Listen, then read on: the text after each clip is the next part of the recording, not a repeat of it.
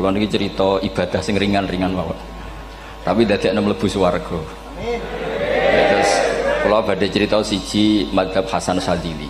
Terus Hasan Sadzili niku thariqah sing dianut Gus Wafi. Kula nggih beberapa kali dapat ijazah saking Mbah Mun, saking bapak kula.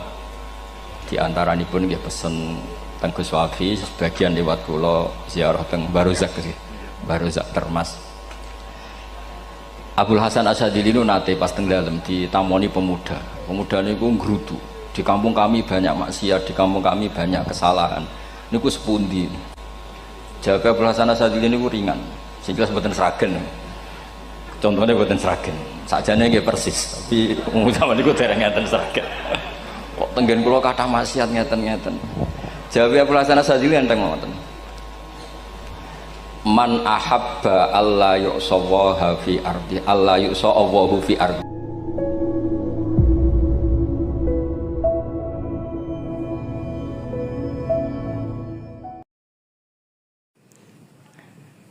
Bismillahirrahmanirrahim. Assalamualaikum warahmatullahi wabarakatuh. Jumpa lagi dengan saya di channel Gus Baha Pusat Ilmu. Semoga kita semua dalam lindungan Allah Subhanahu wa Ta'ala. Kali ini guru kita tercinta, beliau akan menyajikan ceramah beliau yang berjudul Ibadah Ringan Tapi Menjadikan Masuk Surga. Tonton videonya sampai selesai agar kita mendapatkan barokah ilmu dari guru kita tercinta Kiai Haji Bahauddin Nur Salim. Mari kita simak bersama. Kula niki cerita ibadah sing ringan-ringan mawon. Tapi dadekne mlebu swarga. Amin. Terus kula badhe cerita siji mazhab Hasan Sadzili. Terus Hasan Sadzili niku thariqah sing dianut Gus Wafi. Kula nggih beberapa kali dapat ijazah saking Mbah Mun, saking bapak kula. Di antaranipun nggih pesen teng Gus Wafi, sebagian lewat kula ziarah teng Barozak nggih. Barozak Termas. Abdul Hasan Asyadzili itu nate pas teng dalem ditamoni pemuda. Pemuda niku ngrutu. Di kampung kami banyak maksiat, di kampung kami banyak kesalahan. Niku sepundi? Jawab Abdul Hasan Asyadzili niku ringan. Sing jelas mboten sragen. Contohnya mboten sragen. Sakjane nggih persis, tapi umum zaman niku dereng ngeten sragen. Kok tenggen kula kathah maksiat ngeten-ngeten. Jawab Abdul Hasan Asyadzili enteng ngoten. Man ahabba alla yu'sawaha fi ardi alla yu'sawahu fi ardi faqad ahabba alla tadhara maghfiratu wa alla tadhara syafa'atuhu sallallahu alaihi wasallam. Dadi wong bayangno donya ora ana salah iku padha karo ora kepengin roh ghafure Allah Subhanahu wa taala. Mulane mazhab Sadzili paling bandel, ngurusi wong bandel paling bandel nggih mazhab Sadzili. Nang Kiai Sadzili iku ora umate macam-macam. Mulane teng Indonesia niku kepenak, sing keturunan putih seneng Nabi, sing ireng nggih seneng Nabi, sing ra keturunan nggih seneng Nabi. Mulane setan niku bingung. Nyangkane sing seneng Nabi keturunan putih tok, sing seneng keturunan ireng ya seneng Nabi, sing ra keturunan ya seneng Nabi, sing lakenan yo seneng Nabi. Jadi kelompok itu kathah sangat. Ini penting kalau aturaken mergi mazhab Sadzili niku pancen dados pembanding mazhab Said Abdul Al-Haddad. Mazhab Abdul Hasan Asyadzili niku sing paling masyhur diriwayataken dening Shahibul Hikam. Mergi Ibnu Athaillah As-Sakandari muridé Abdul Abbas Al-Mursi, Abdul Abbas Al-Mursi muridé Abdul Hasan sinten Asyadzili. Niku mazhab ingkang bener-bener jadi pembanding. Mergi teng bab husnudzon niku beliau itu pakar. Orang itu bisa yarjuwa hawal yaumil akhir. Orang itu bener-bener dibikin nyaman mbek Allah mbek Rasul. Misalnya ngeten, sampean sowan Allah iku kudu arep-arep disangoni. Kena arep disangoni berarti nganggep Allah iku medhit. Mulane tomak niku penting. Tapi mbek pangeran aja mbek wong, tapi mbek pangeran mbek. Dados limangka nayar juwa hawal yaumal akhir. Riyen niku zaman kula alit, niku anggere ana santri lunga iku sangku sak umbalan. Mergo yakin kiai iku nyangoni. Lho diyakini nyangoni iku keren, berarti diyakini lomo. Lha kok yakin mlebu neraka berarti nganggep Allah gak Rahman Rahim. Mulane yakin mlebu napa? Swarga. Mau modal urun maulid sak dina ora urun malah entuk. Terus niki wis rontok-rontok salah tapi muga-muga disepuro pangeran. Nggih wau. Nak sampean bener niku sifat ghafuri Allah nganggur, nggih. Kerhane efektif ana sing salah. Mulane wonten cerita wonten tiyang teng multazam donga ya Allah kula paringi mboten nate salah. Iku jawabe pangeran fa'ina adhu ghufra. Wong ora tau salah sifat ghafur iku nganggur. Niki cerita sing sampean aja niru kula. Niki cerita ilmu. Niku madzhab Abdul Hasan apa? Asy'ari. Benten madzhab Said Abdul Al-Haddad itu jalure khauf. Jadi dosa gede apa cilik? Ora ana gede ora ana cilik. Kowe aja delok sing mbok dosani, aja delok dosane tapi delok sing mbok dosani iku sapa. Misale Gus Wafi ngutus santri teng mriki, "Cung, tukokno rokok." Rokok itu barang makruh misal. Mestinya kan santri oleh bantah, niki kiai ku piye to barang makruh kok kon nuku. Tapi masalahnya kan arah dituruti ya gelo tenan. Jadi ojo delok kongkonane iku penting ra penting, tapi mukhalafah iku sababul fir. Misalnya kados kula niki teng mriki kan wonten botol minuman. Cung pindah rene itu kan barang sepele. Terus sampean takok urgensinya apa ya harus dipindah. Iku santri mangkelno to. Ya wis dipindah wae, pokoke penting nu. Menurut itu cara pandang Said Abdul Al-Haddad. Ki aja geman bantah pangeran senajan to perintahe sepele. Piye-piye mukhalafah ngono iku jenenge nah cara Abdul Hasan Asy'ari nggih boten barang gede mbek cilik kudu ana bedane wong ana kabair ana saghair. Mosok WA janda beda mbek goncekno ya kudu beda. Wong WA tok kok padha mbek napa? Goncekno ya kudu beda, kudu ana saghair, kudu ana napa? Kabair. Tapi cara Said Abdul Haddad boten delok sing mbok maksiati iku sapa. Sehingga khazanah kita niki penuh dengan ilmu. Mulane wonten bab ijtihad. Ijtihad niku ruangannya luas sekali. Ya kula bolak-balik nyontokno. Kula sakniki kan jare wong akeh kiai gedhe. Jare wong akeh kula niku kiai gedhe. Nek diundang manakipan tangga yo bingung. Ora teko sawane kiai gedhe sombong diundang wong cilik ora teko. Teko iku mahjubno kiai sing ora tau pahayu. Kuwi bingung. Nyatane kula ora teko nggih do matur nuwun Gus. Athok kula mboten lakon. Nah kula teko kan mesti ordere teng kula mboten. Cara sing tok pitik gedhe nggih kula, salam templek gedhe nggih kula. Berhubung kula ora teko ngresgeni tiyang kathah. Saiki misal wonten takok, kiai gedhe diundang musala cilik iku kesunatan teko apa makruh teko? Cara ijtihad, cara sampean makruh teko napa kesunat? Kula misale diundang ning Sragen ning musala Penceng. Kula niku sunat teko napa haram teko? Haram ya bener lagi haram ya. Setuju haram. Mergo mahjubno ya haram setuju. Itu ijtihad. Ijtihad itu ranahnya itu karena nggak bisa ditebak. Ijtihad itu nggak bisa ditebak. Kalau gak ada cerita kata tentang ijtihad, niki betapa umat Rasulullah umat sing bejo, pilihan-pilihan ijtihadnya dibenarkan. Masyhur tenggene cerita Bani Quraidah. Nabi ngendikan engkau kue jogeman sholat asar kecuali sampai neng kampung Bani Quraidah. Ternyata kurang 2 kilo atau 3 kilo matahari itu mau terbenam. Sebagian sahabat sholat sebelum sampai Bani Quraidah karena takut sampai Bani Quraidah sudah kodok napa asar. Sebagian tetap sholat di Bani Quraidah meskipun sudah kodok asar. Ketika lapor Nabi semuanya dibenarkan. Semenjak itu ada pintu sing darani pintu napa ijtihad. Mengenai kalau bolak-balik cerita, wonten kiai nak tangkok, cung kowe ngaji mbek sapa? Ngaji kalian tiang niki.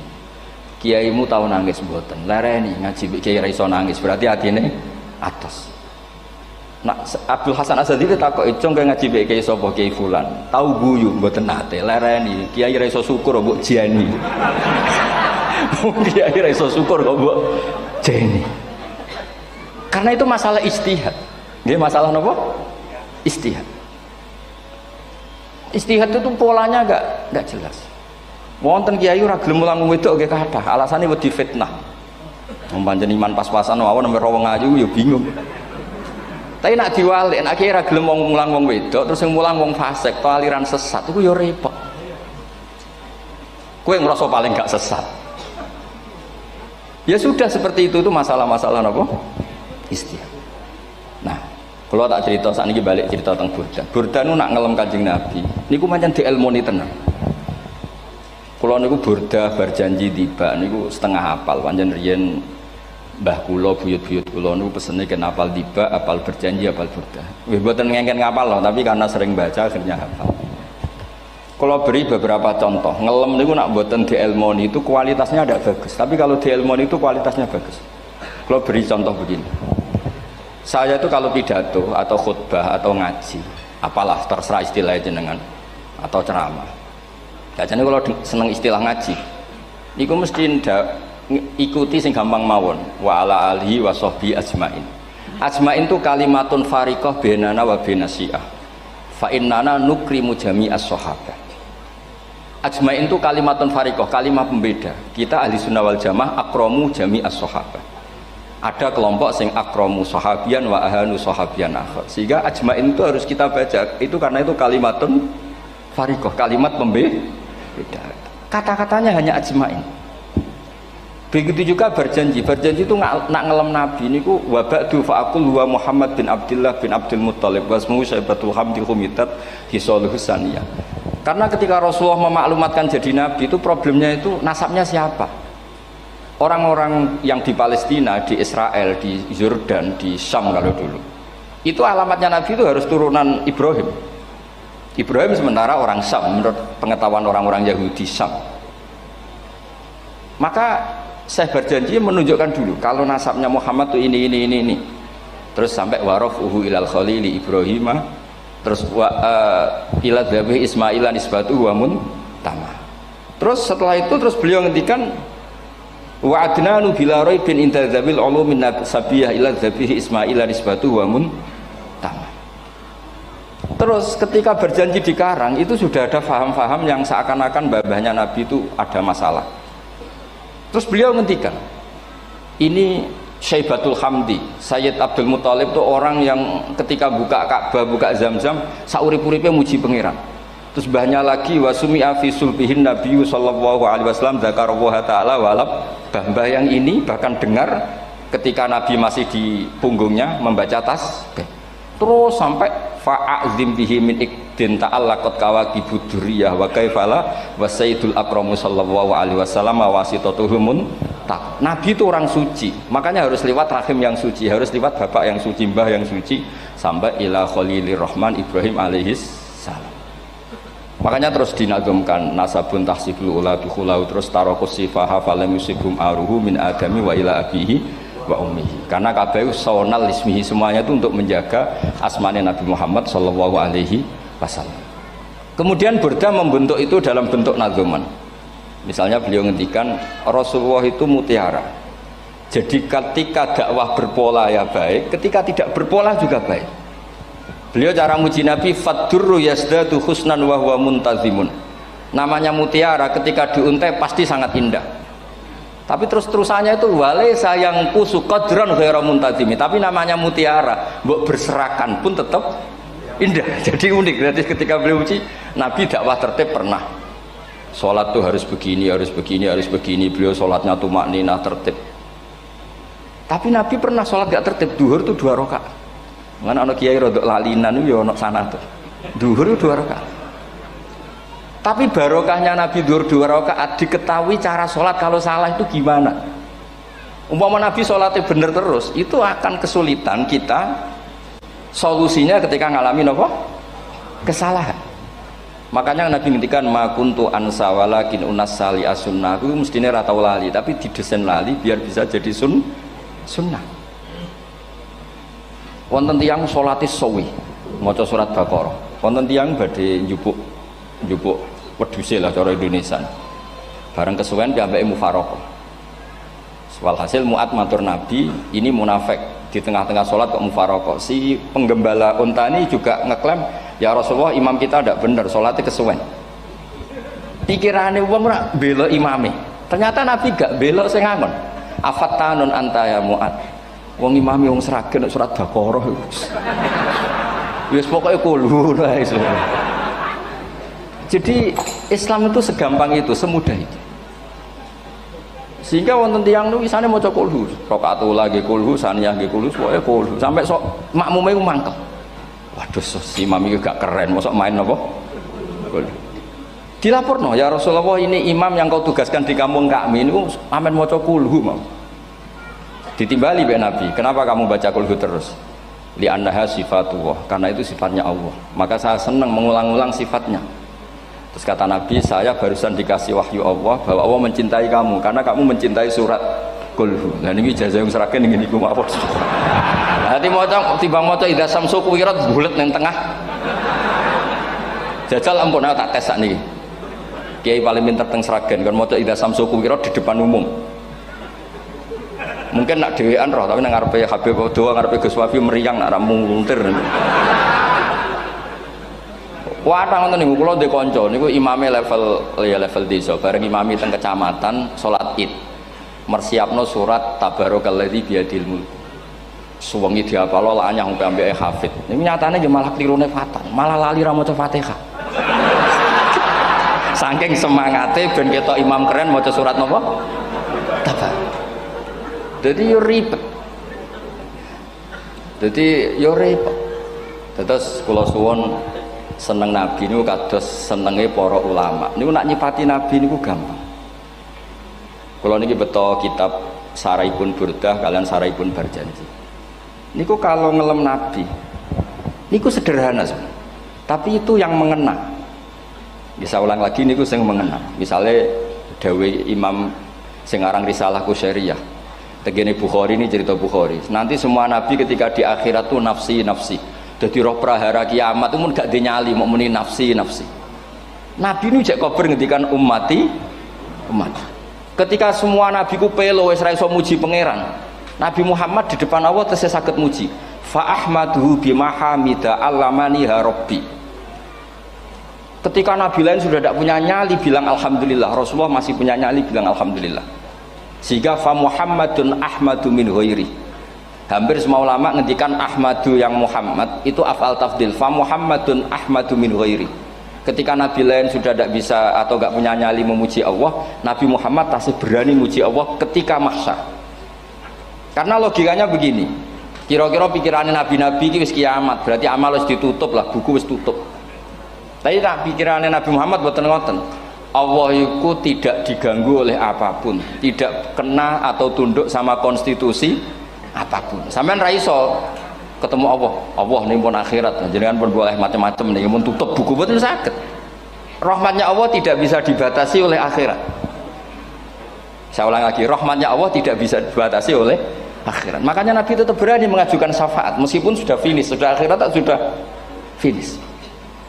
Sehingga Nabi muji-muji Allah, akhirnya Allah ngendikan ya Muhammad irfa' ra'sak wasal tu'tah wasfa'tu syafa'. Sudah Muhammad, kamu minta apa tak kasih. Akhirnya beliau minta hak napa? Syafaat, disebut maqamam mahmud. Lan ini kula waos kitab kersane orisinil niki betapa sayangi Rasulullah sallallahu alaihi wasallam teng kita. Ketika nabi lain tidak punya nyali kecuali mikir dirinya sendiri, jadi ku punya ngendikan nafsi.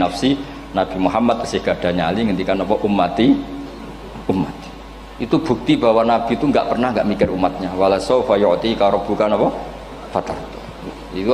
Ini Nabi jawab, fa la ardo wa wahidun ummati finnar. Kalau engkau memberi saya sampai saya puas, maka saya tidak puas dan satu dari umatku masih menjadi ahli napa? Neraka. Ini kalau waos nak sampean orang nangis kebablas. Niki cerita betapa Rasulullah Shallallahu Alaihi Wasallam niki jarang tiang maos niki kula waos kersane tambah mahabbat ng Rasulullah Shallallahu Alaihi Wasallam. Dados niki kula cerita ketika Rasulullah ketemu pangeran teng Sidratil Muntaha niku diredaksekno burdah nggih diredaksekno burdah fakhusta kulla fakharin ghaira mustarakin. Engkau mendapat kehormatan yang tidak tersaingi. Fakhusta kulla fakharin ghaira mustarakin. Jadi engkau mendapat kehormatan yang tidak akan tersaingi. Wajusta kulla maqamin ghaira mustahami. Atau wakhusta kulla maqamin ghaira mustahami. Dan engkau mendapat satu derajat yang enggak mungkin tersaingi. Mustaham itu enggak nggak tersaingi lah. Walhasil ternyata derajat itu apa? Gini ku ketika Rasulullah ketemu Allah Ta'ala teng Sidratil Muntaha niku Sayyidah Aisyah radhiyallahu anha tangklet, ya Rasulullah mal ladzi auha ilaika rabbuk idz qala fa auha ila abdihi ma auha.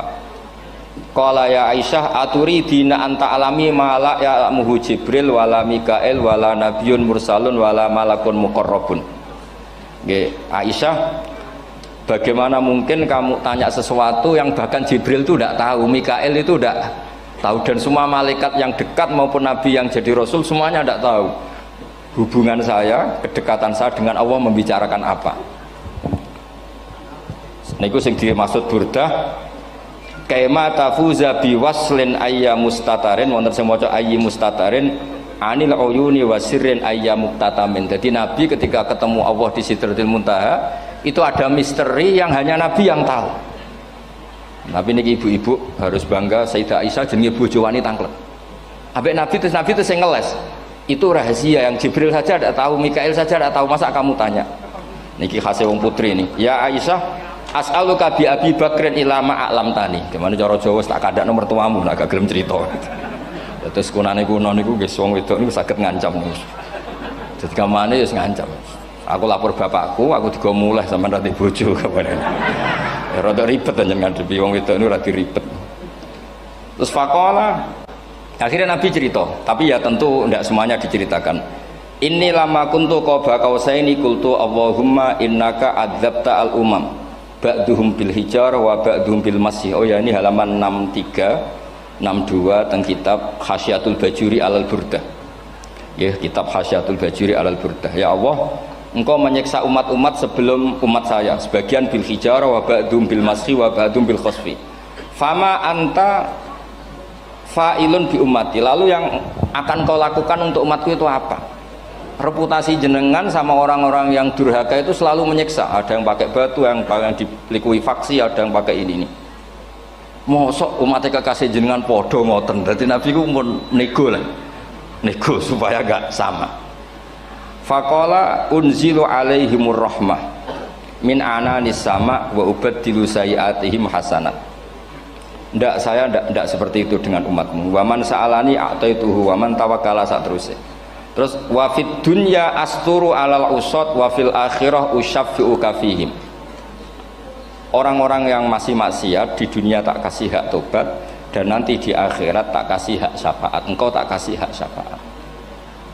Mulane ini penting dingertosi, bilih ukuran Nabi baik itu gampang nak sampean ngaji ngangge ilmu. Syafaati li ahlil kabair min ummati, sok syafaatku kanggo ngomong sing salah akeh. Wong Nabi ku ra melok dosa kok mikir nyafaati, nak rapi apike wong ra mungkin. Wong sing dosa iku sampean, sing salah sampean, sing mikir solusine Kanjeng. Nah, belum wong kok apikane ngono iku gak mungkin ta wong piye. Wong sing salah ku sampean, sing diutang yang sampean, sing kasus ku sampean, sing mikir Kanjeng. Nah, itu cara ulama ngelem Kanjeng Nabi. Mulane khodam tuhu bimatihin astaqilu bihi dzunuba umri madha fi syi'ri wal khodami. Dadi aku ngelem Nabi iku sebagai bentuk ngelem sing ndadekno dosaku ben disepuro pangeran. Misalnya kita suka Alphard, muji Alphard, suka Innova, muji Innova, suka kebun, muji kebun. Sing ribet tuh nak suka hewan, seneng kucing nggak ngelem kucing. Lu bareng ngelem Kanjeng Nabi kok ora iso. Lane jari Burdah, aku iku ngelem apa tau iso, mosok aku ora tau ngelem Kanjeng Nabi. Makanya terus beliau hidupnya, kemampuan syairnya didedikasikan hanya nggo ngelem Kanjeng Nabi Muhammad sallallahu alaihi wasallam. Makanya terus ngendikan wa huli kholasi khaira multazim. Saya dedikasikan kecerdasan saya untuk ngelem Kanjeng dan Nabi, dan itu solusi terbaik. Lalu nak ngelem Kanjeng Nabi kadang kebablasan, sampai dikritik banyak ulama karena kebablasan. Gini masyhur beliau ngendikan wala yadi ka Rasulullah jahu kabi idzal karimu tajalla bismi muntaqimi. Wonten naskah sing tahalla duka wau teng mriki diwaos napa tahalla napa tajalla tahalla ya. Wonten naskah tahalla wonten tajalla artosipun ngeten. Ya Allah, nabimu ini engkau gelari nabi yang ar-raufur rahim, sebagaimana yang sering disebut Habib Ali Al-Habsyi. Jika nabimu itu ar-raufur rahim, maka ketika engkau mau menyiksa saya dengan atas nama engkau al-muntaqim, zat yang tukang nyiksa, yang menyiksa, maka gelar engkau kepada Nabi yang Raufur Rahim itu kamu kemanakan? Jenengan kudu konsisten, terus kadung ngarani Nabi ini jenengan Raufur Rahim. Maka sifat jenengan yang muntakim jangan pakai dulu, karena saya ini umatnya Nabi yang kamu beri gelar Raufur Rahim. Paham tuh jenengan? Maksudnya ya ojo sido nyiksa wong kadung mbok arani Raufur Rahim. Dadi wala yadi ka Rasulullahi jahu kabi idzal karimu tajalla ta tahalla bismimun takim. Terus sekarang Burda jenenge Muhammad. Allah kadung janji wong sing jenenge Muhammad ora bakal disiksa. Sebetulnya maknanya ya Muhammad Sayyidul Anbiya nih. Tapi ketika ono panggilan Muhammad ke depan, Muhammad gak boleh disiksa. Jeneng kula nggih Muhammad. Terus Burda nu saking yakine ngendikan fa innali zimmatan minhu bi tasmiyati Muhammadan wa huwa afal khalqi biz zimman. Gusti jenengan kudu eling nami kula niku Muhammad. Wong sing jenenge Muhammad itu ora oleh disiksa. Padahal maksudnya saya oleh disiksa kan kanjeng Nabi Muhammad, tapi biabake namine Muhammad. Terus ngendikan malih in ati dzamban fama ahdi bimuntaqidi minan nabi wala habli bimunsarim. Gusti kula pun iman mbek jenengan. Iman itu nilainya tertinggi. Jenenge iman nilai tertinggi, maka iman enggak bisa dibatalkan hanya karena saya salah. Jadi pangeran kok diruwayu, dipeksa kudu ngakoni nek dene umat Rasulullah sallallahu alaihi wasallam dan in ati lamun nekani ingsun dampan ing dosa. Fama ahdi bimuntaqidin, maka perjanjian saya dengan engkau tidak boleh dibatalkan. Itu termasuk hebatnya umat Rasulullah sallallahu alaihi wasallam. Apapun salahnya niku tetap diakoni umat Rasulullah sallallahu alaihi wasallam. Mergo termasuk kelebihan Nabi niku gadah hak napa? Syafaat. Nggih eling-elinge termasuk kelebihan Nabi niku gadah hak napa? Syafaat. Meskipun kita tetap khawatir jenenge dosa ge istighfar, tapi aja dadi putus asa mergo napa in anti dzamban fama ahdi bimuntaqidi minan nabiyyi wala habli bimun sharim. Terus niku cerita-cerita madhe ulama teng Rasulullah sallallahu alaihi wasallam. Mereka milih kata-kata sing wong apik eling terus. Nggih eling terus. Wau kados wau fadurru yasdadu husnan wa huwa muntazimu wa laisa yang kusu qadron ghairu mun. Jadi dulu tuh pernah ada faham-faham sing cara zahiri hadis iku abai nabi, bae nabi itu seperti ini cara zahiri hadis. Tapi ahli sunnah wal jamaah terus dipendapat bapake nabi, babe nabi iku min ahlil jannah. Mergo apa? Wa kaifala wa sayyidul akramu sallallahu alaihi wasallam wasitatul muntaqah. Nabi itu orang suci, pasti lewat rahim-rahim yang suci. Minal aslabi thahira ilal arhamiz zakiyatil fakhirah. Itu logika yang dibangun. Sehingga terus mantep baru kayak wau mau sedibak mau berjanji kiyakan wong Islam an-nabi min abihi wa ila jaddi wa ila jaddi jaddi sampai Adam niku kabeh tarokus sifah falam yusibhum aruhu min adami wa ila abihi wa ummi. Begitu juga masalah iman. Soal misalnya ada pertanyaan ilmiah, lalu Ibrahim gimana? Karena nanya Azar itu kafir. Zaman ada Nur Rasulullah sallallahu alaihi wasallam, Azar belum kafir. Setelah intikal ke Ibrahim baru Azar kafir. Atau ada yang menjawab istilah abun di situ itu majaz. Sebetulnya Azar bukan bapak kandung tapi apa? Paman. Selalu ada jawaban ilmiah dari ulama-ulama ahli sunnah wal jamaah. Tapi kalau pesen teng jenengan sementing niku mau berjanji napa bodan ada 1-2 bait yang jenengan tahu maknanya. Sehingga nanti kualitas mahabbah kita, kualitas kecintaan kita pada Rasulullah sallallahu alaihi wasallam niku tambah. Misalnya ngeten kula kan nekuni tafsir ya. Ada ayat rubama yawaddul ladzina kafaru law kanu muslimin. Niku hampir semua fasir konsensus sepakat jeng ben nek wong Islam mlebu neraka. Niku sampean kudu donga nek mlebu neraka muga-muga jejer wong kafir sing kecangkeman. Niku dinyek.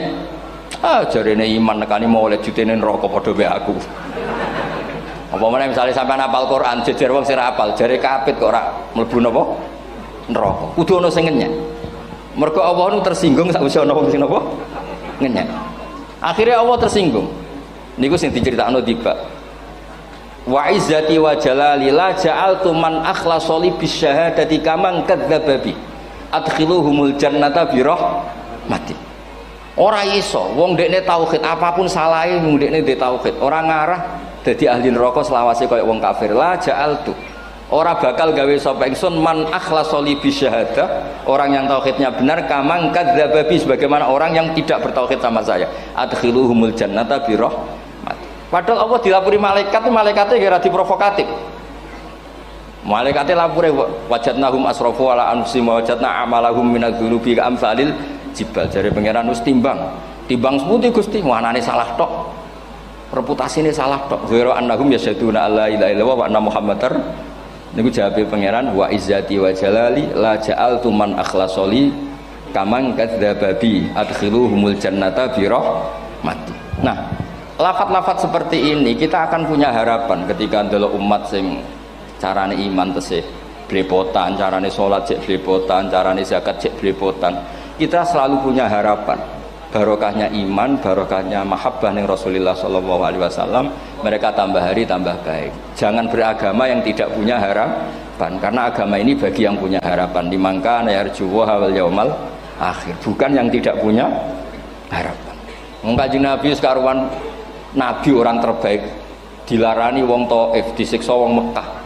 Niku malaikat usul kula siksane ya Rasulullah karena mereka menghina kekasih Allah. Mereka ada iman. Nabi masih punya harapan. Mungkin mereka ada iman. Tapi asawah ayyukhrija bal arju ayyukhrijawah min aslabihim may ya'budu wa la yusyriku bihi syai'an. Bapak orang iman, aku cek di harapan anak putune iman. Dan sedekah Rasulullah sallallahu alaihi wasallam. Saniki kata bapak era poso, anake melok TPQ, bareng poso njuk gendong, akhirnya bapak izin melok poso. Bapake maca Quran ra tau. Bapake nekani wisuda anake hafid. Mana bapak Esra kena dibentuk, ya arep-arep nopo anak. Nah anak era kena dibentuk ya arep-arep putune nganti Imam Mahdi turun ngoten pokoke agama niki limangka nayarjuwa wal yaumal akhir. Terus kula suwun sak napa madzhab Abdul Hasan Asyadzali. Nggih pancen madzhab niku kathah, tapi kula suwun agama teng zaman akhir dawuh Mbah Mun kudu kathah rojae. Nggih mergi walladzina amanu asyaddu hubbal lillah. Dawuh Imam Ghazali ar-roja yuqaddam alal khauf. Mergo roja dadekno mahabbah. Orang yang punya harapan itu lebih mudah mahabbah, dan hubungan kita dengan Allah itu hubungan mahabbah. Ini ku walladzina amanu asyaddu hubbal lillah. Saman roh anake wakal kok hubungane putus asa mesti maksudno. Tapi nek hubungane iso wae saiki nakal so ben gak, iso wae saiki goblok so ben gak. Senajan to so ben ra terbukti lah, penting hidup itu ada harapan. Guys, penting hidup itu apa? Ada harapan. Kata ulama ngendikan afdhalul ibadah intidharul farad. Apa-apa ibadah selalu punya apa? Harapan. Terus Indonesia yang seperti ini kita berharap akan lebih baik, akan lebih baik. Wong cilik kula niku sing jilbaban mau keluarga ketok. Saniki kathah tiyang napa? Jilbaban. Cilik kula tiyang salat iki masjid nggih mboten serame sekarang. Sampeyan ra iso grutu, tapi salat tok tapi atine ngene-ngene. Wah ya ribet nak ngoten sampeyan nyoal ideal nggih ribet. Pira-pira gelem napa? Pira-pira purun napa? Salat purun teng masjid. Sama ndak usah memaksa ideal, wong kita ndak pernah napa? Ideal. Terus kula suwun cerita-cerita teng tiba, teng berjanji bahwa Nabi sahibus syafa'ah.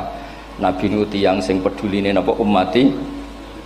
Jadi ketika Nabi lain mboten gadah nyali ngadepi hisab, ngene iku do muni nafsi, Nabi tesih gadah nyali mikir umate ngendikan mati. Carane apa? Muji pangeran bimahamida allamani ha rabbi. Lane dawuh iki teng ulama-ulama dawuh fa Muhammadun ahmadu min ghairi. Makanya summiya Muhammadan mergo li annahu satu wasammihi idza wada'atihi Muhammadan li annahu satu madun apa? Ubah wa summiya Ahmad li annahu ahmadu min ghairi. Niku hampir semua ulama ngendikan ketika teng mahsyar semuanya nabi gak punya nyali untuk matur minta sama Allah. Mergo wis kiamat berarti wis Nabi tesih gak ada pikiran Allah itu tidak terhalangi oleh kiamat, Allah tidak terhalangi oleh akhirat, Allah tidak bisa dihalangi apapun, sehingga Nabi tetap wani jaluk pangeran. Berarti mujine Nabi ku lebih top karena tahu Allah itu tidak terbatasi. Nah karena Allah tidak terbatasi, podo-podo Allah wapian, wis tak jaluk kanggo umatku sing mati alat tauhid. Berhubung Nabi ngoten terus Allah ngendikan ya Muhammad irfa ra'sak napa wasal tu'tah wasfa tusaffa. Muhammad kepala kamu angkat, kamu minta apa saya turutin. Terus Nabi minta hak napa syafa. Seseorang bertobat. Dulu umatnya Nabi Musa ada yang menyembah anak sapi ijel itu, harus tobat Itu tobatnya ekstrim betul. Kalau tobat sekarang kan cukup istighfar sama istighosah. Kalau dulu enggak, liyak tulal bari umingkum al mujrimah, yang terbebas dari dosa menyembah anak sapi, membunuh yang terlibat atau pernah menyembah anak sapi. Makanya ayatnya apa? Fatubu ila bariikum faqtulu anfusakum. Ya, jadi orang-orang yang pernah menyembah anak sapi itu tobatnya apa? Faqtulu anfusakum. Sebab itu semua ulama berkewajiban menerangkan nasa mansuh. Sampai Sayyidina Ali suatu saat ada mubalek atau ustadz itu ngajar di masjid, ditanya, kamu tahu nasa mansuh enggak? Enggak tahu. Terus kata Sayyidina Ali, berhenti jadi mubalek, lisensinya dicopot. Dicopot, kemudian halakta wa ahlakta, kamu rusak juga merusak. Kenapa demikian? Logikanya begini, semua nabi itu kan panutan. Saya ulang lagi ya, semua nabi itu panutan. Tapi kalau kamu tidak tahu nasaman, so jangan-jangan kamu ikut nabi sebelum kamu, yang nasahnya itu syariatnya sudah apa? Mansukhoh, sudah di nasah. Itu kayak kasus Sunda Wiwitan itu. Itu gak mau punya Nabi Muhammad karena kurang keren, kurang sepuh. Nabinya langsung Nabi Adam. Resikonya adalah beberapa aliran sesat itu, aliran yang kurang benar itu, zaman Nabi Adam kawinan otomatis sama saudaranya. Lalu masa sekarang kita membolehkan kawin sama apa? Kalau sama Nabi Adam mau tidak mau. Karena yang cowoknya ya bin Adam, putrinya binti Adam. Lalu Allah bikin satu sunnah yang suami istri itu harus beda, yaitu satu kandungan itu melahirkan satu pasang. Dan mulai dulu memang pasangannya orang jelek itu orang cantik. Makanya agak sial itu yang perempuan-perempuan itu. Memang mulai dulu gitu. Kalau cantik itu kesunatannya dapat jelek. Ya. Nanti sama-sama masuk surga. Karena yang cowoknya ibadahnya syukur, yang ceweknya sabar. Ya. Itu nanti sama-sama. Nah kebetulan si Qabil itu ganteng sekali Qabil. Berpasangan dengan Labuda itu jelek gembrot, pokoknya tidak cantik. Enggak lah, kebalik. Qabil itu berpasangan sama Iklimah. Jadi Qabil ganteng, punya adik kandung namanya Iklimah itu cantik sekali. Yang Habil itu rapati apa? Berarti yang Habil apa? Ya rapati ganteng, berbarengan dengan Labuda juga rapati cantik. Nah karena tadi ya berarti Qabil bareng siapa? Iklimah, Habil, Labuda. Maka untuk kawin ini nggak boleh satu kandungan. Jadi dulu karena nggak ada perbedaan ibu bapak, mau tidak mau beda, yang penting beda. Yaitu akhirnya apa? Qabil dapat Labuda, yang Habil dapat Iklimah karena beda kandungan. Itu sudah cukup. Nah, akhirnya kan nggak terima si Qabil. Masa orang ganteng dapat orang jelek. Jadi mulai dulu itu maunya orang ganteng ya dapat orang cantik, nggak terima. Tapi Allah ngatur seperti itu. Akhirnya terjadi percekcokan. Nah, dulu itu semuanya itu religius, sehingga ukuran percekcokannya masih religi, yaitu ya gini saja, kita ngadakan korban, yang diterima itu ya menang. Ya ternyata dalam kompetisi itu yang menang siapa? Habil.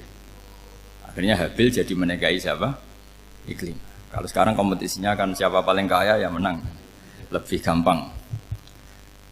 Nah kemudian bayangkan misalnya, ya saya ini menerangkan nasa mansuh.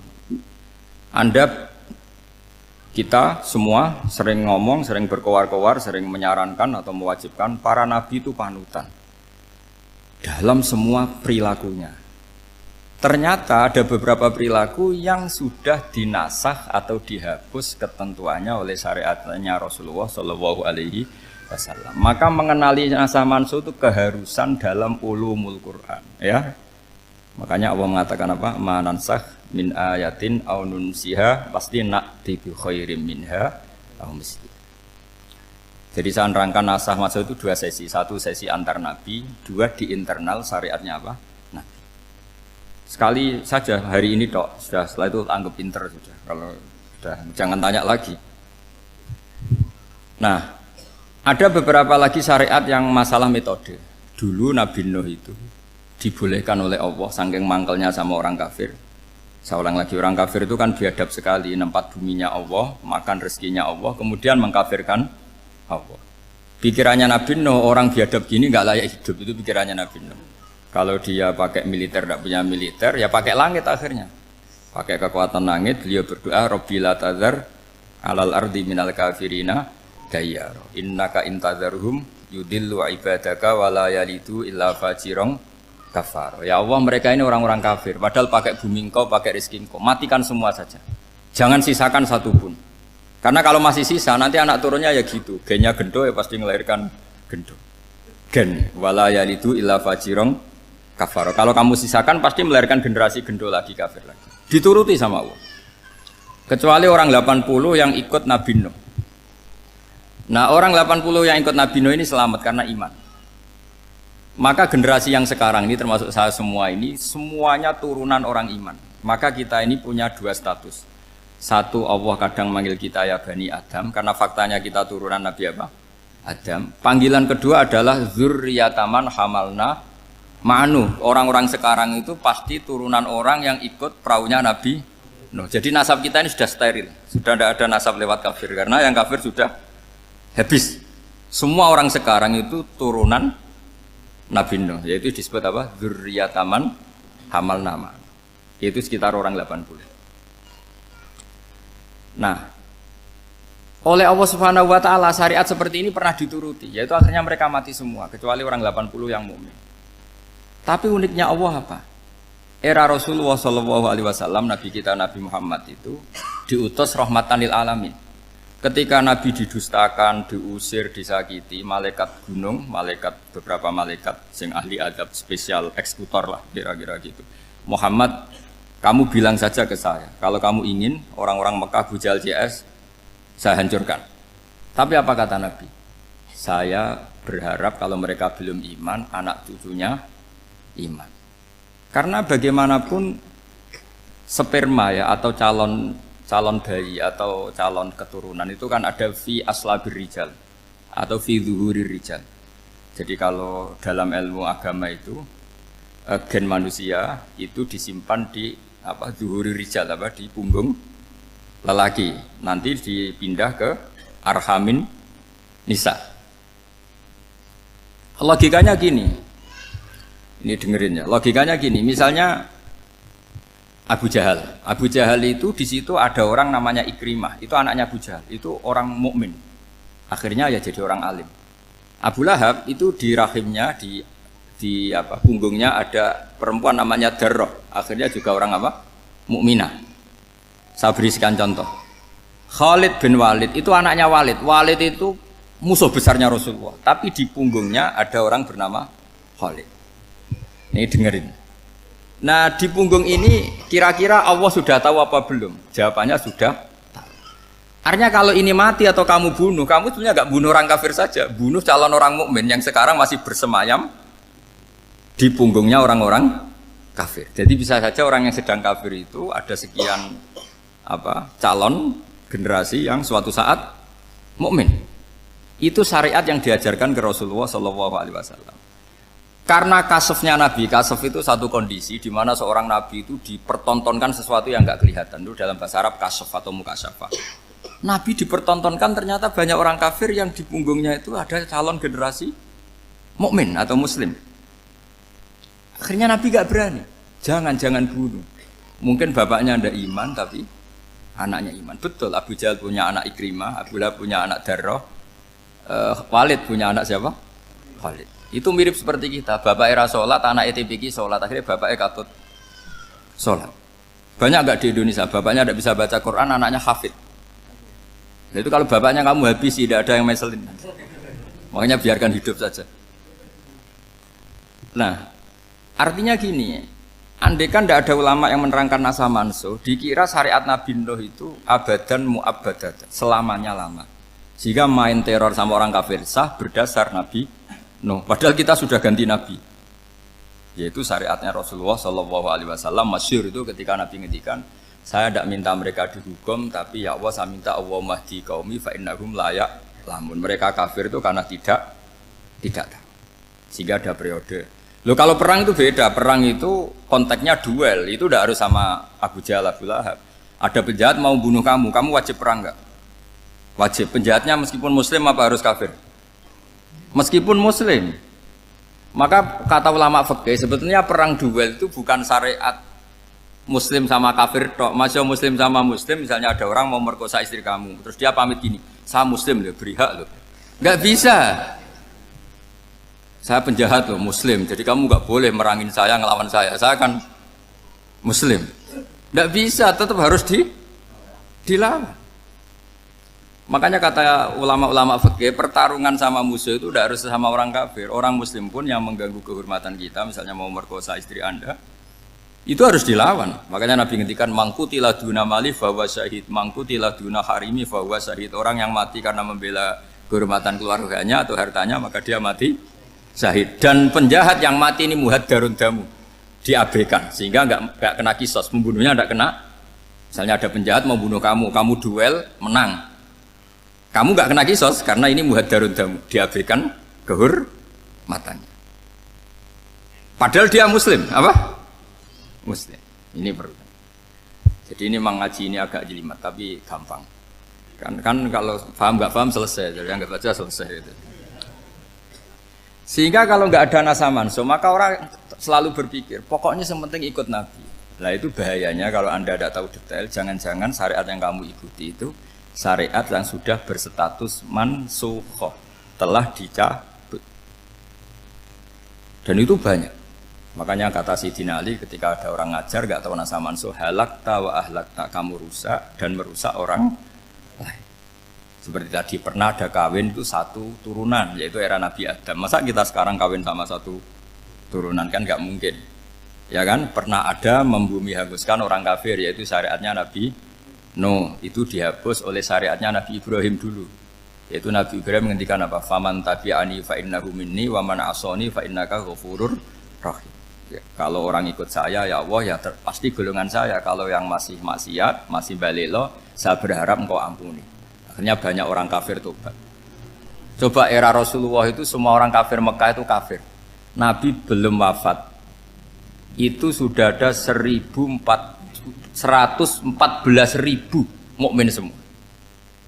Jadi Nabi menangi mayoritas orang menjadi mukmin dari mayoritas kafir. Yaitu disebut wara'aitan nasa yadkhuluna fi dinillahi afwaja. Andai kan Nabi Muhammad pakai syariatnya Nabi Nuh, bisa enggak mengislamkan orang sebanyak itu? Enggak bisa kan? Maka ini penting mengenali nasah mansuh. Jadi periode cara wong Jawa maksud no tuntas. Robila tadar itu, pasot tuntas itu, menghabisi itu habis di periode Nabi siapa? Nuh. Syariat itu sudah enggak dipakai lagi. Yang dipakai apa? Faman tabi'ani fa innahu minni wa man asoni fa innaka ghafurur rahim. Lah Nabi Muhammad ini nabi yang kena khitab anit tabi' millata Ibrahim hanifah. Jadi masternya Nabi Muhammad itu mentornya Nabi Ibrahim. Sehingga syariatnya ya faman tabi'ani fa innahu minni wa man asoni fa innaka ghafurur rahim. Tidak syariat rabbila tadzar alal ardi minal kafirina daya. Jelas ya. Jadi mengenali nasa mansuh itu penting sekali karena kalau enggak Anda halakta wa ahlakta, kamu merusak diri kamu sendiri juga merusak orang lain karena menfatwakan hukum yang sebetulnya sudah berstatus mansukh. Hanya berdasar itu kan syariatnya nabi-nabi dulu. Syariat yang apa? Syariat yang enggak pernah terhapus hanya satu, usuluddin, yaitu tauhid, itu sama. Tapi kalau syariat itu beda-beda atau furu'iyah itu beda-beda. Itu tadi saya beri contoh era Nabi dulu kalau ada pakaian najis dipotong, dibuang. Era Nabi Muhammad dicuci. Orang kafir dihabisi oleh langit.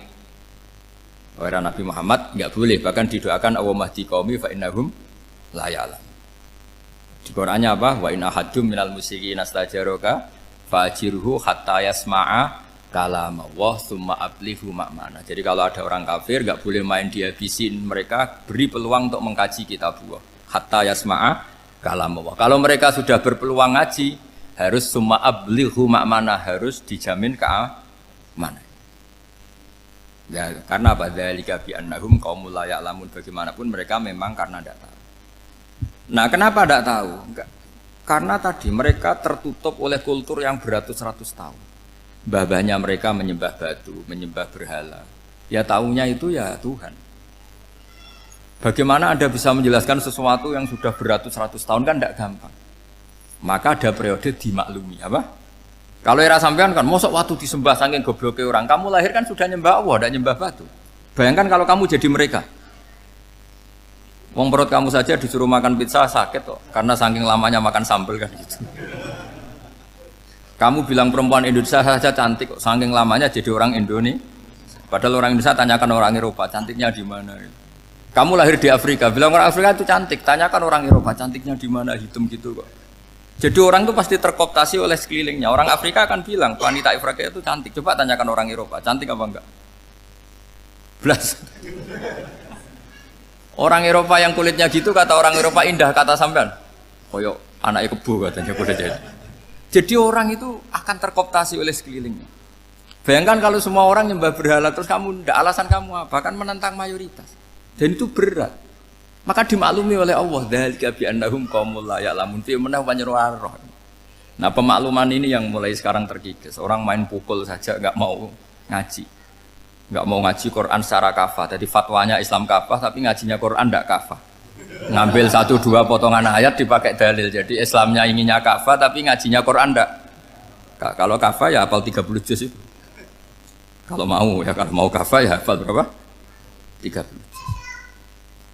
Makanya saya sering bilang, saya sering dinasihati orang karena belum tahu saya ini hafal Quran. Bapak harusnya Islam itu kafah. Kata saya ya dimulai dari konsep Islam itu kafah dulu, apa ya hafal Quran secara kafah. Jadi ini penting saya utarakan. Bahaya sekali orang mengenali Islam tanpa mengenali nasah mansuh. Karena beberapa syariat Nabi sebelum kita itu berstatus mansuh. Terus contoh berikutnya. Ini nasah mansuh antar Nabi apa khusus internal Nabi? Antar Nabi aja agak selesai nih sampai subuh aja agak selesai. Contoh yang paling keren mungkin cowok semua senang. Nabi Dawud dulu istrinya berapa? 99. Nah itu kalau masih halal itu kan berarti jenengan tuh punya istri berapa? Wah itu kan ngeri betul. Punya satu aja repotnya gitu, apalagi berapa? Punya 99. Terus kamu bilang gini, ini kan syariatnya Nabi Dawud, Nabi kan bisa diikuti. Pernah ada periode di mana seperti itu boleh. Jadi makanya mau tidak mau ngenali nasah mansuh itu harus. Kalau enggak ya kamu masih berkeyakinan boleh beristri berapa? Nah ini penting saya utarakan, makanya Sayyidina Ali itu kalau ngetes calon mubalek, kira-kira kalau Kemenak dulu inginnya apa? Sertifikasi apa? Mubalek. Itu tanyanya gitu. Ta'rifun an-nassa wal mansuh, kamu apa tahu nasa mansuh lah? Jawabnya Sayyidina Ali, halak tahu ahlak tahu, kamu orang yang rusak. Karena tadi takutnya ada syariat yang sudah mansuh dipakai. Itu tadi misalnya kita ini tidak umatnya Nabi Nuh, tapi pakai syariat Robbila tadar alal ardi minal kafirina. Terus ketiga begini, misteri manusia itu. Dan ini kita tidak pernah tahu sampai kiamat. Tapi ini ilmu harus kita diskusikan. Misalnya saya ini namanya Bahauddin. Saya sekarang hidup sampai 2019 sekarang. Kan hanya Allah yang tahu berapa turunan saya sampai kiamat. Dan statusnya kayak apa. Donald Trump juga gitu. Donald Trump itu sekarang kafir. Tapi kita tidak pernah tahu nanti turunan keberapa ada yang Muslim. Lah turunan yang calon Muslim ini diletakkan di mana kita tidak tahu. Yang jelas kalau kamu bunuh itu katut itu. Artinya gini, logika membiarkan orang kafir itu ya ada logikanya. Nah, logika membunuh karena mereka mau membunuh kita ya ada logika fikihnya karena kalau kita ada membunuh dibunuh. Makanya semuanya hukum ini terus bergantung al-hukmu yaduru ma'ilatihi wujudan wadah. Di sini terus dipertemukan. Makanya semua nabi itu kalau yang namanya membunuh pasti pas perang saja karena ini kondisi yang memang pilihannya hanya dua, kalau nggak dibunuh ya membunuh. Ada duel lah. Maka ini butuh kajian fikih dan orang nggak boleh subjektif dalam hal ini. Saya ulang lagi, tidak boleh subjektif karena tadi orang yang kamu katakan sekarang misalnya Zaid, kamu itu bodoh sekali. Kenapa bodoh? Nggak hafal Quran, nggak pernah kuliah, nggak pernah ngaji. Ternyata Zaid ini bersemayam calon anak yang alim alama hafal Quran, namanya Umar, tapi masih jadi sperma. Suatu saat dia itu punya anak alim alama, kan banyak orang tidak bisa baca Quran punya anak hafid, banyak nggak di Indonesia? Banyak nggak petani yang punya anak dekan? Petani punya anak dekan, yang dekan punya anak naik kelas saja susahnya bukan main. Banyak kan? Nah ketika dibalik nanti ada dekan punya anak goblok, yang petani punya anak dekan, pinter mana? Kita tidak pernah tahu, makanya ini kan ya sudah kalau nggak pernah tahu ya bilang saja wallahu alam kan selesai, daripada keminter keliru kan ada wallahu alam. Makanya cerita favorit guru saya Kiai Haji Maimun Zubair itu punya apa namanya Kiai Zubair, itu cerita favoritnya itu ada santri namanya Soleh. Soleh itu alim alama. Orang Madura itu cara berpikir kan kalau kiai saja alim seperti itu apalagi bapaknya. Pas bapaknya main ke pondok, santrinya ada ribuan, bapaknya main ke pondok itu sholat itu ya gak bener, gak sesuai sunnah Rasul lah kira-kira gitu. Sudah sholat itu gak bener apa-apa gak bener, masih ditakwil sama santri Madura karena orang Madura itu kultus. Mungkin khilaf itu satu khusus, pokoknya perlakuan khusus. Suatu saat saking bodohnya orang itu kenceng tuh pinggir musola. Wah ini nggak bisa ditakwil lagi, akhirnya nggak bisa ditakwil tuh nggak. Wah ini sudah nggak bener ini, nggak bener. Singkat cerita santri tadi nggak kuat matur ke kiainya, Pak Yai, jenengan sealim itu kok bapaknya segoblok itu. Kenapa? Ya, dia kencing pinggir musola. Oh bapak saya itu pinter sekali. Kok bisa? Karena beliau yang memutuskan saya mondok sampai saya jadi alim alama seperti ini. Yang bodoh itu mbah saya. Yang bodoh itu mbah saya kan. Artinya gini, sekarang misalnya Anda dekan atau Anda rektor atau Anda profesor atau Anda kiai top mubalek kondang. Anda mubalek kondang terus punya anak, gobloknya bukan main, atau apalagi anaknya ketangkep KPK. Yang satu anaknya orang bodoh jadi dekan. Kalau kompetisi ini pinter mana coba? Ada ahli metodologi tapi anaknya itu terlibat narkoba. Yang ini petani utun, anaknya dekan. Kira-kira kalau dikompetisikan pinter mana? Anaknya pinter petani tadi gitu. Yang ketika petani kamu vonis bodoh gitu. Tapi siapa tahu kalau ini menyimpan calon. Paham ya? Kita tidak pernah tahu. Makanya Quran selalu ngajari dalam ilmu sosial itu wa in adri la'allahu fitnatul lakum wa mata'un ila. Dalam ilmu sosial itu kita harus jawab tidak tahu. Karena mobil. Makanya saya tadi pagi ngaji di direktorat saya bilang, saya pernah diprotes orang, Gus kamu udah jelas 01 apa 02. Ya saya jawab gitu. Manusia itu makhluk yang paling gak jelas gitu. Sekarang soleh suatu saat bisa saja gak soleh. Yang sedang gak soleh suatu saat soleh. Sesuatu yang mungkin rubah kok kamu fanatik itu gimana? Nalarnya itu gimana? Coba kita tahu dulu Wahsy itu pembunuh Hamzah, akhirnya mati mukmin ya enggak? Padahal orang yang sangat dibenci Rasulullah karena membunuh Sayyid siapa? Hamzah. Sa'labah yang tukang itikaf di masjid akhirnya su'ul khatimah. Kita enggak pernah. Lah kalau enggak pernah tahu ya enggak usah terlalu fanatik biasa saja. Kayak jenengan seneng saya itu ya saya enggak tahu sampai kapan ya enggak tahu. Saya seneng sampean sampai kapan ya enggak tahu. Kayak suami istri itu. Pas nikah harmonis bulan madu sampai kapan bertanya. Yang jelas paling awet itu pasangan jelek itu pasti nggak awet. Makanya jadi guyonan tuh. Pasangan itu jangan baik-baik gak awet, kalau jelek itu awet. Ternyata maksudnya cantik sama ganteng itu suatu saat pasti jadi jelek. Yang jelek sama jelek pasti jelek terus. Makanya jadi guyonan. Kalau pasangan jelek itu awet katanya. Tapi kalau pasangan baik, ternyata baik wajahnya itu pasti gak awet. Suatu saat pasti jelek, tapi yang jelek awet, karena mulai dulu ya jelek sampai itu awet jeleknya maksudnya bukan ya jelas ya. Jadi saya mohon sekali ini ilmu sampai ndak urusan ini bukan urusan cocok ndak cocok tapi ilmu harus kita dengar bahwa syariatnya para nabi itu yang sifatnya furu'iyah tidak usuliyah tidak tauhid itu potensi rubah, sehingga mengkaji nasab manusia itu satu keharusan seorang ulama. Makanya setiap ada syariat nabi hal hadis syariah mu'abbadah amla, mansukhoh amla. Karena potensi itu tinggi. Kita tahu dulu semua nabi sholat menghadap apa? Baitul Maqdis. Era Rasulullah dipindah ke Ka'bah. Tapi kalau kamu katakan total Baitul Maqdis ya tidak juga. Nabi Ibrahim mulai dulu madhabnya ke Ka'bah. Tapi kalau Nabi Musa ke Baitul Maqdis. Terus kamu bilang ini 01, 02 ya memang syariat jadi sesuatu yang furu'iyah. Nah, kenapa ini furu'iyah? Jawabannya sederhana. Ketika seseorang menghadap Ka'bah itu menghadap batu apa menghadap Allah? Allah. Ketika menghadap Baitul Maqdis hakikatnya menghadap Allah apa menghadap Baitul Maqdis? Allah. Maka menghadap Ka'bah itu sebenarnya masalah furu'iyah. Yang masalah usuliyah adalah inni wajjahtu wajhiya lilladzi fataras samawati wal ardh. Yang permanen adalah menghadap Allah Subhanahu wa taala. Cuma secara prosedur syariatnya secara zahir menghadap Ka'bah. Maka potensi rubah karena ternyata itu furu'iyah, untuk kiblatnya itu furu'iyah. Yang permanen adalah menghadap ke Allah Subhanahu wa taala. Ini penting ya. Jadi terus sekarang masih antar nabi apa di internal nabi? Ini sudah mau selesai waktunya, sudah habis ini. Internal. Ini sudah selesai, ini sudah pas ini. Mohon maaf ya. Wah. Jam ini sudah. Sampai mana tadi? Diteruskan apa enggak? Sudah ya, sudah kayaknya sudah. Biar kelihatan cerdas terus. Sekali pertemuan sudah pinter gitu. Berapa? Setengah jam sudah pinter. Yang internal nabi apa antar nabi? Internal ya, sudah sekarang ke internal. Kalau internal lebih banyak lagi contohnya.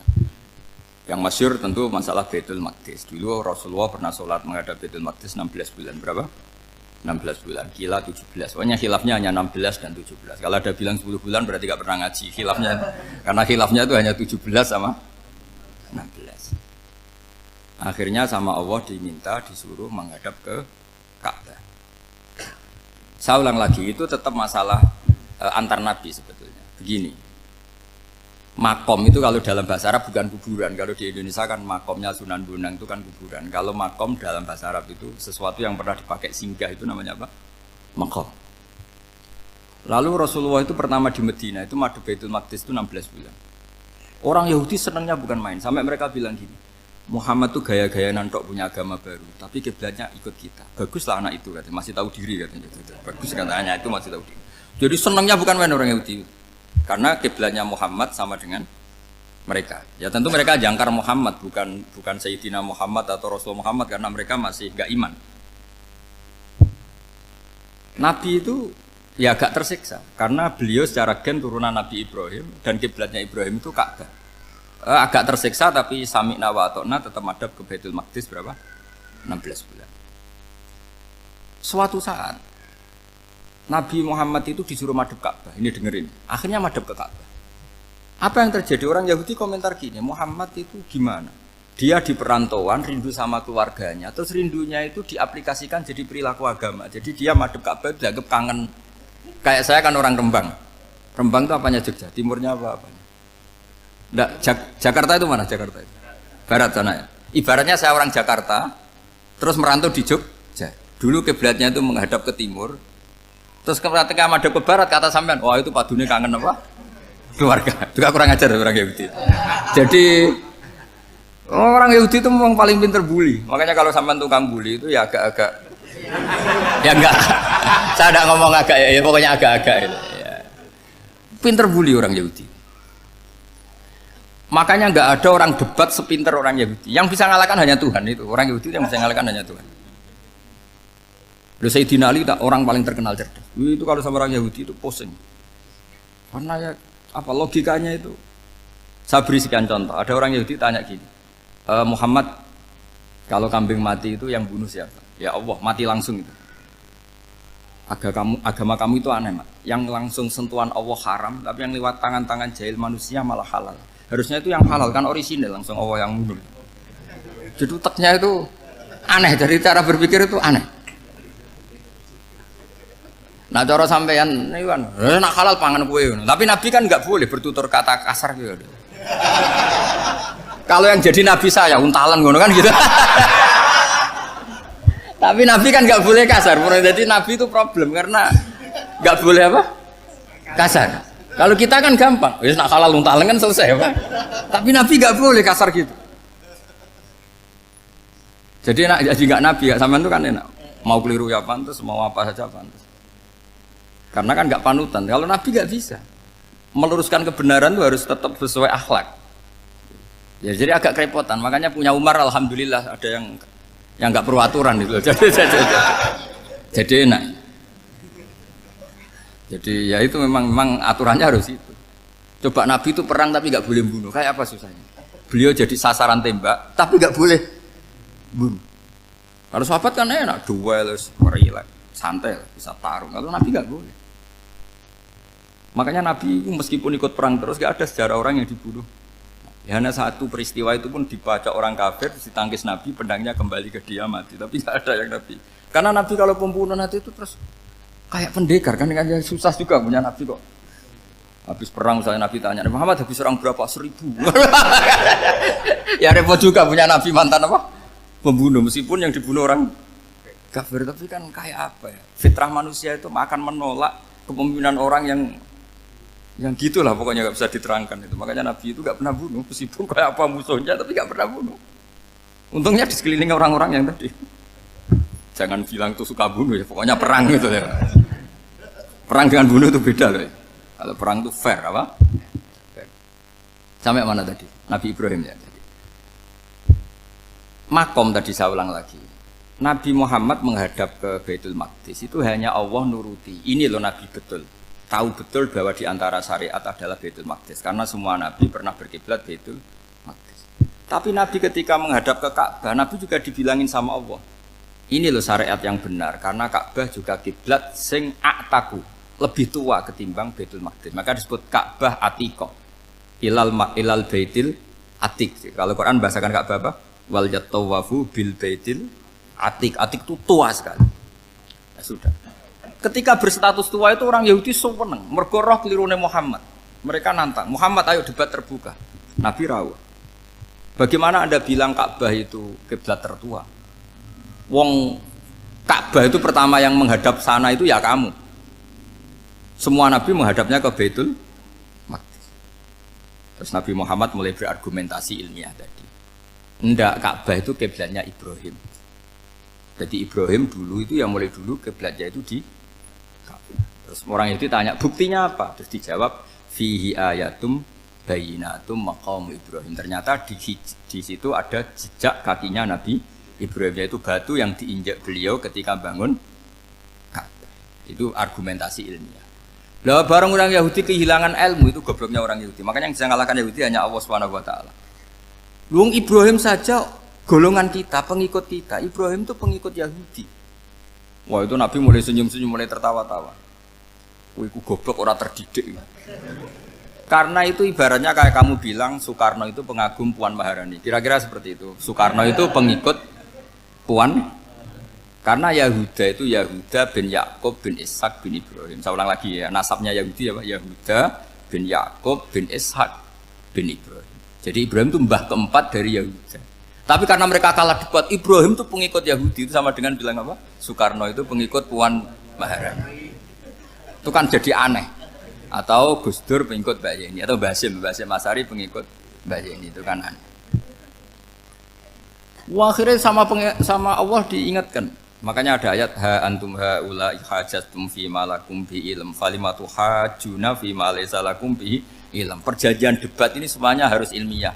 Tapi kenapa perdebatan Anda malah ndak ilmiah? Akhirnya orang Yahudi iftadohu, malu semua. Wah, semuanya Muhammad itu satu-satunya kekalahan orang Yahudi. Tapi ayat-ayat seperti ini itu enggak populer. Ayat ha antum haula'i hajjastum fi ma lakum bi ilm falimatu hajuna fi ma laysa lakum bi. Jadi Islam betapa hebatnya Islam. Kalau debat harus ilmiah. Dan Kanjeng Nabi menantang, ini perjanjian kita debat ini ilmiah. Kenapa sekarang jadi tidak ilmiah? Yaitu kamu mengatakan Ibrahim itu pengikut Yahudi, padahal Ibrahim dengan Yahudi itu dulu Ibrahim. Makanya Yusmat kalah, mat. Tapi tetap ra Islam. Tapi nah, makanya terus Ka'bah dibuktikan ketuaannya lewat apa? Fihi ayatum bayinatum maqamu Ibrahim. Itu bukan makom kuburan. Karena makamnya Nabi Ibrahim tetap di Hebron, temudi Palestina. Kira-kira itu Palestina. Jare Israel yo ning Israel, mbok apa nang ndi. Jare ning Israel yo ning Israel, jare Palestina ning. Saya pernah ziarah ke sana di Hebron. Di makamnya Nabi siapa? Ibrahim. Jadi jelas ya, jadi nasa mansur itu ketentuan yang dikehendaki Allah Subhanahu wa taala untuk menguji loyalitas manusia, menanggalkan semua akalnya. Makanya saya mohon sekali siapapun yang ngaji saya dimanapun, Sekali-kali manusia itu harus menanggalkan akalnya. Sekali Anda pakai akal, maka Anda akan ingkar dengan nasah mansuh. Nasah mansuh itu hukum yang direvisi, yang dibatalkan. Makanya orang Yahudi lagi-lagi pinternya orang Yahudi. Merovokasi orang-orang yang Islamnya belum kuat, diprovokasi gini. Ungzuru ila Muhammadin tahayyara fi din yukhillu yawman wa yuharrimu ukhra. Lihat itu Muhammad, dia kebingungan cara beragama. Kadang bilang A, besok bilang B. Jadi nasah mansuh dianggap satu bentuk kebingungan. Gak kurang ajar tapi. Wah, akhirnya sebagian orang yang murtad. Makanya nasah mansuh itu satu peristiwa yang menjadikan banyak orang murtad. Karena diprovokasi orang Yahudi bahwa itu bentuk kebingungan Muhammad. Akhirnya terus saya qulu sufaha'u minan nasi ma wallahum an qiblatimul lati kanu 'alaiha. Nah, kelirunya orang Yahudi adalah ternyata nasah mansuh yang dipilih Rasulullah itu semuanya ada di Taurat dan Injil. Termasuk di Taurat dan Injil disifati dan Nabi yusolli ilal qiblatin, bahwa Nabi ini akan bersolat dengan dua kiblat. Makanya tetap ditantang. Qul fa'tu bit-taurati fatluha in kuntum shadiqin. Kalau kamu tidak percaya bahwa saya ini orisinil, ayo bareng-bareng mengkaji Taurat. Tapi mereka tidak siap mengkaji Taurat.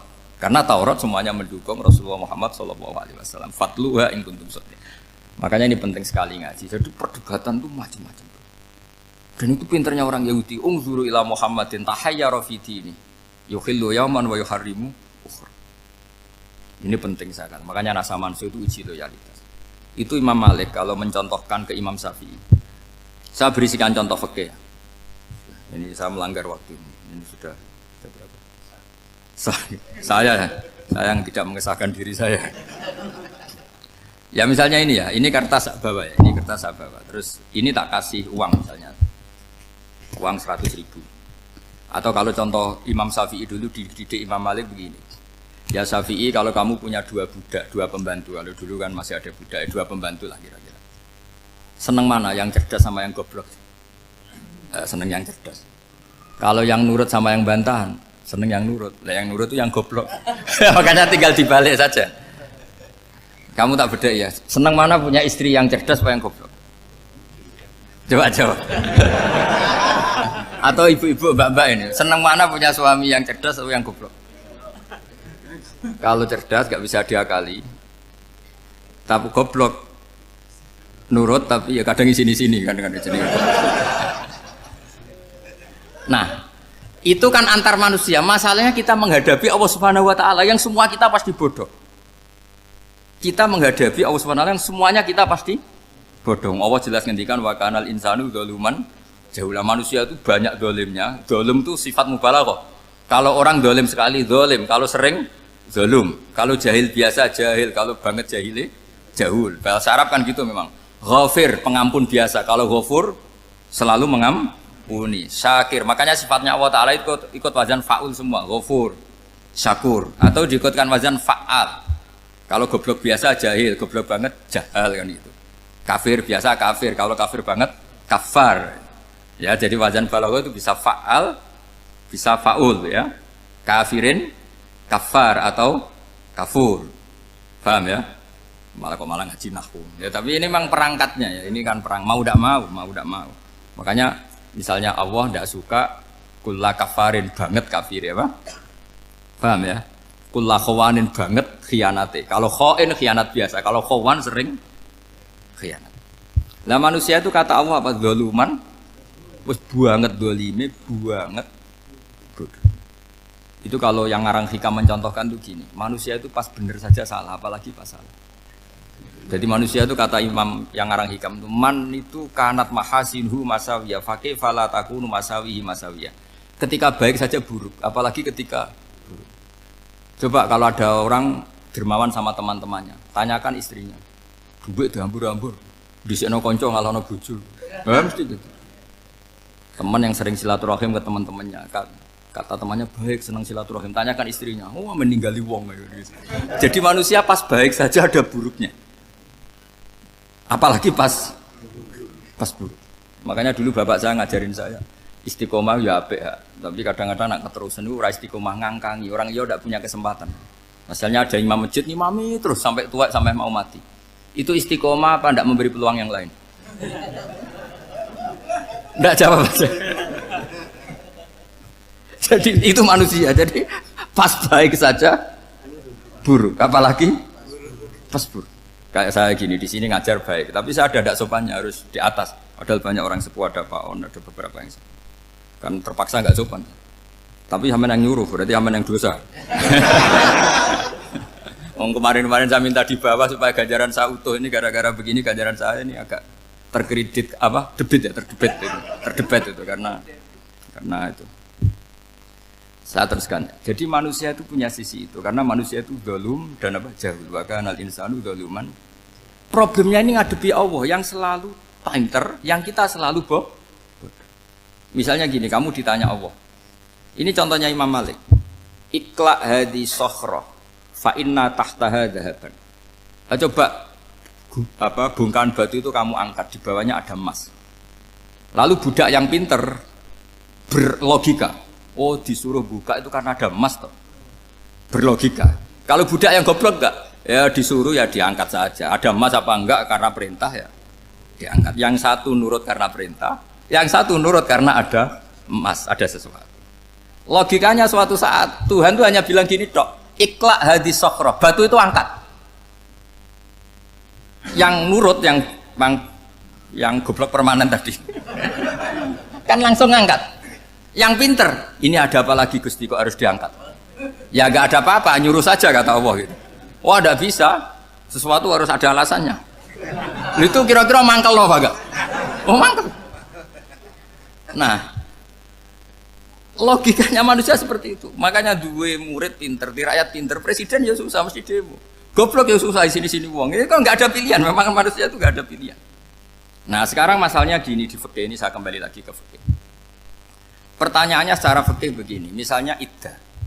Iddah itu seorang perempuan ditinggal mati suaminya atau ditinggal atau cerai. Itu kan ada namanya apa? Iddah. Iddah itu memastikan apa tujuannya? Memastikan rahim itu steril dari mani atau sperma zaut awal. Supaya nanti kalau dinikah orang lain tidak terjadi ikhtilatul nasab. Oke, berarti iddah kita beri argumentasi secara ilmiah li baro'atir rohmi. Jadi misalnya Zaid menceraikan istrinya Sri dalam keadaan masih bisa haid. Iddahnya 3 kali masa suci. Wal mutallaqatu yatarabbasna bi anfusina salah satu guru. Lalu karena secara teori medis kalau haid berarti bukti tidak hamil. Apalagi kalau haidnya terulang-ulang sampai 3 kali pasti tidak hamil. Sehingga kalau nanti dinikahi orang lain pasti kalau ada anak ya anaknya zaud sani atau zaud kedua. Berarti alasan iddah li baro'atir rohmi. Oke, kita sok pinter, sok bijak. Pertanyaannya adalah sekarang sudah baru 1 bulan suaminya di Malaysia nggak pernah ngumpuli. Dicek di medis juga berbukti tidak hamil. Apakah boleh tanpa iddah? Semua ulama mengatakan tidak boleh. Tapi ini kan rahimnya jelas bersih. Ya karena iddah itu nuruti perintah pangeran, pokoknya tetap iddah. 3 kali masa suci. 3 kali masa suci atau masa haid. Itu ada perdebatan ulama. Tapi kan ini terbukti bersih Gus. Meskipun terbukti bersih kata Allah harus iddah 3 bulan atau berapa? Kira-kira 3 bulan 4 bulan ya tetap harus iddah. Kowe milih mana? Sok pinter. Gusti, berhubung ini. Pangeran mbok terangno gitu. Berhubung. Jadi Tuhan apa mbok wari? Berhubung Gusti. Ini jelas steril dari sperma zaut awal. Enggak usah iddah Gusti. Sama aja kamu disuruh majikan kamu ikla hadis safra, berhubung nggak ada apa-apa, nggak usah ya. Kira-kira mangkel nonda budak yang seperti itu. Mangkel. Maka dibutuhkan kebodohan dalam beragama. Betul itu memang. Makanya Nabi itu unik pernah bilang itu gini. Aksaru ahlil jannah al-bulu. Aki-aki penduduk swarga itu al-bulu, wong goblok-goblok. Maksudnya goblok yang jenis ini bukan goblok betulan maksudnya.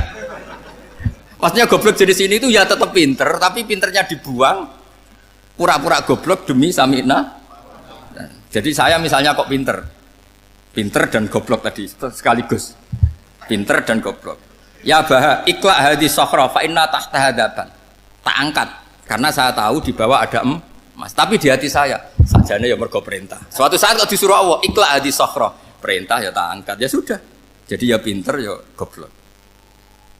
Saya tahu namanya perintahnya Allah pasti ada hikmahnya. Hikmahnya iddah adalah li baro'atir rohmi. Tapi hikmahnya jadi kawula adalah nurut perintah Allah, cek tahu alasannya maupun tidak. Lah di sini ada illatul hukmi untuk membangun kecerdasan, tapi ada loyalitas untuk membangun ubudi. Ya, bahwa kita ini kawula roh tetap loyal. Makanya tadi pagi saya cerita Sayyidina Umar kayak apa cerdasnya. Tapi tetap ubudi ya. Yaitu Rasulullah SAW sering dibully orang kafir. Muhammad tuh gaya-gaya nantok.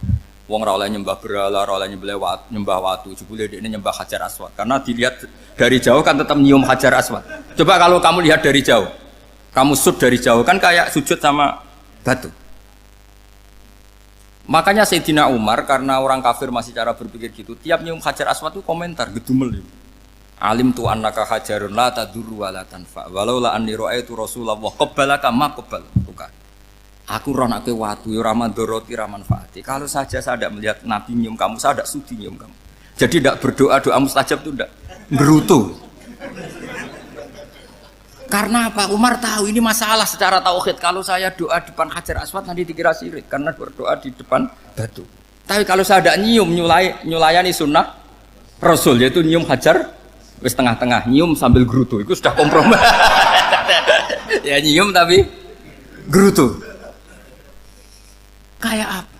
Makanya ya cerdas tapi ya goblok tadi ya cerdas. Itu uniknya Rasulullah. Jadi muji orang pintar ya sudah langit. Tapi Nabi pernah dalam satu hadis mengatakan aksaru ahlil jannah al-bulbu. Aki-aki penduduk swarga itu orang bodoh. Artinya orang bodoh itu bukan bodoh betulan.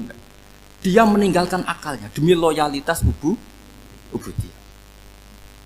Nah, untuk menutup sesi ini terakhir betul tak tutup setelah ini selesai.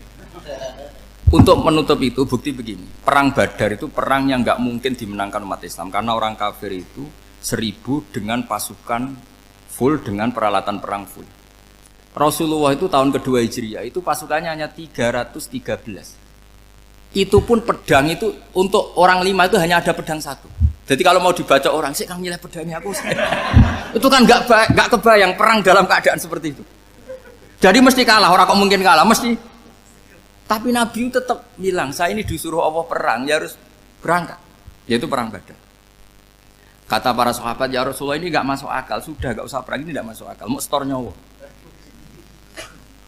Sudah gitu dadaan, gak ada persiapan. Lucunya apa? Sahabat itu ketika Nabi tetap berangkat. La akhrujanna walau waqti. Nabi menginginkan saya tetap berangkat meskipun sendi. Setelah Nabi berangkat sekian meter, tuh sahabat ikut semua. Kata Nabi, lah kamu kok ikut? Ya ikut saja. Kata kamu mesti kalah. Ya anggap saja setor nyawa. Demi loyalitas pada jenengan. Itu makanya nggak ada periode sebaik periode sahabat. Tapi yang gerutunya jalan. Karena gerutu ini bawaan ilmiah. Makanya kita loyal sama presiden. Tapi yang nggak cocok ya gerutunya jalan. Tapi bawaan mencintai Indonesia tetap jaga stabilitas. Itu bawaan cinta Indonesia, bukan cinta pejabatnya kadang. Gerutunya jalan, tapi bawaan loyal sama Indonesia tetap mengaku. Bawaan loyal sama Rasulullah tetap ikut perang, bawaan akal karena nggak masuk akal ya gerutu. Dan itu uniknya Quran itu mengapresiasi itu dan dianggap nggak masalah. Saya bacakan ayatnya. Kama akhrajaka rabbuka min baitika bil haqq wa inna fariqam minal mu'minina lakarihun yujadilunaka fil haqqi ba'dama tabayyana ka'annama yusaquna ilal mauti wa hum yanzurun. Peristiwa Badar ada peristiwa kamu itu keluar untuk perang. Sahabat kamu ngikuti, tapi mereka lakarihun, nggak seneng sebetulnya. Karena nggak masuk akal. Ya geremeng tapi ya derek.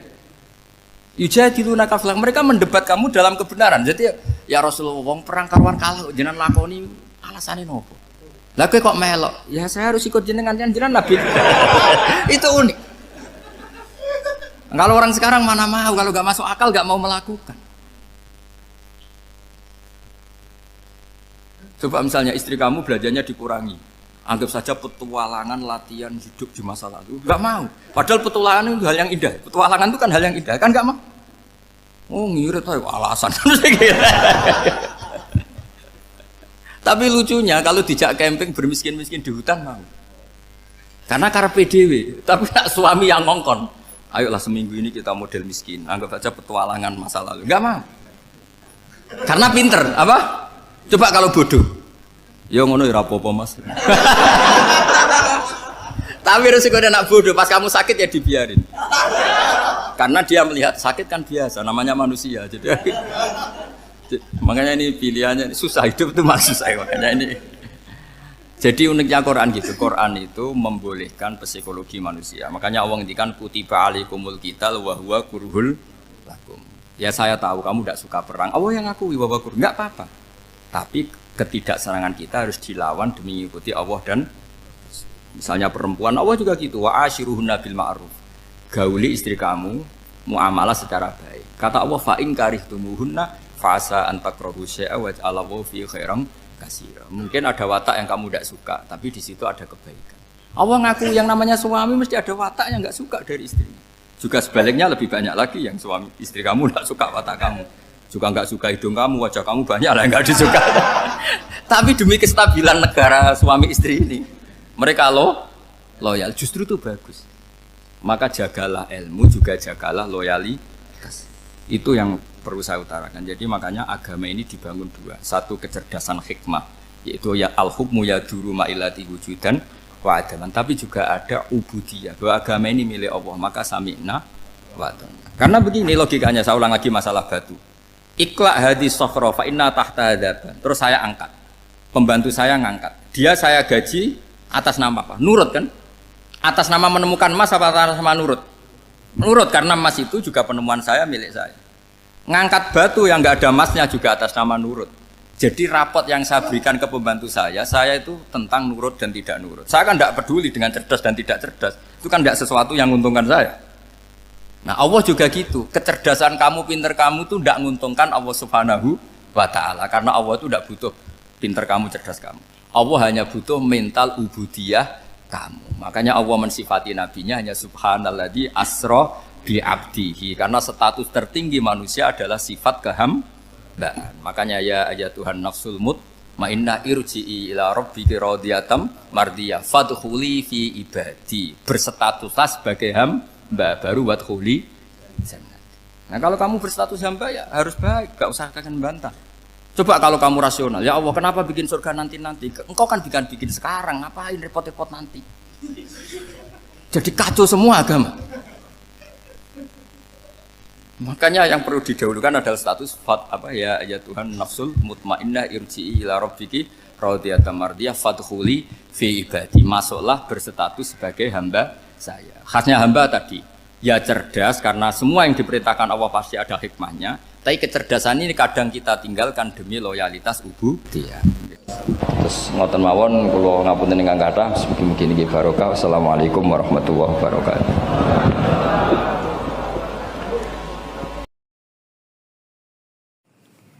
Alhamdulillah telah kita simak bersama kajian beliau. Semoga bermanfaat dan berkah. Amin. Terus dukung channel ini agar bisa terus menebar ilmu-ilmu Islam yang bermanfaat dalam hidup kita. Terima kasih. Assalamualaikum warahmatullahi wabarakatuh.